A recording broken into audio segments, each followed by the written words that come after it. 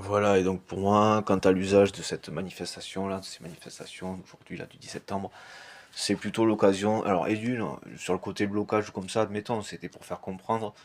Pour moi, s'il y a quelque chose à reprendre là-dedans, enfin reprendre, à rediriger, à redessiner à bon escient là-dedans, et donc avec de vraies projections, et qui s'inscrit dans la continuité des gilets, c'est la même chose, c'est quelque chose qui est pour moi un repère, hein, qui est quelque chose de repère où nous avons été, où ce côté où on s'est fédéré est quelque chose qui doit avoir valeur de repère, euh, dans le sens positif, utile, euh, fédéré, quoi, qui a marché et qui de ce fait a marché, a fonctionné, a été aussi porteur et puissant, hein, voilà.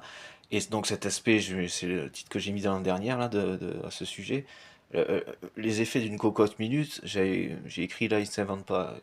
Bon, les titres sont très courts maintenant, c'est assez casse-pied, il pourrait rajouter 50 petits caractères, ce serait pas trop non plus. C'est les effets de la cocotte minute, donc des conséquences qui seraient type violence, mais qui relèvent de la légitime défense, encore une fois. À aucun moment, les gilets ont été dans un délire de violence, quoi. Ça n'était que les conséquences d'une cocotte minute et d'une répression qui, elle, était violente. Et ça s'appelait pas autrement que de la légitime défense. Oui, de la légitime défense envers nos forces de l'ordre, oui, effectivement, oui. Qui normalement ont compris qu'ils ne se plaçaient pas du bon côté, là.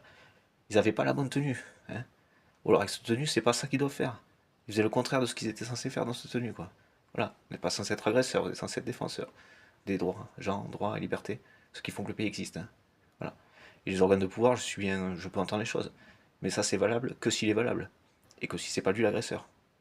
Parce que normalement, s'il est valable, si on défend en priorité les organes de pouvoir, c'est parce qu'ils sont des plus à même à faire en sorte que tout le reste aille, et soit protégé, et de protéger absolument, absolument tout le reste. Voilà. Parce que là, c'est le contraire. Là, la tête est malade. Là, c'est le seul type qui est à virer, hein. Donc du coup, il n'y a plus de gouvernement, tout ça, quoi. Il n'y a plus tous ces compères, complices, hein. Voilà. Donc là, il n'est pas à même il n'est pas doté de la moindre capacité de pouvoir, de quoi que ce soit. Il a été bon qu'à usurper, qu'à se faire passer pour, hein. C'est un petit parasite de dictateur, c'est pas autre chose. Donc là, il est malade, c'est lui qu'il faut virer, c'est très simple. Il n'est pas défenseur, il est destructeur. Il n'est pas protecteur, il est destructeur, le danger. Donc il n'est pas protégé, il est à virer. Là, c'est lui qu'il faut virer pour protéger tout le reste. Voilà.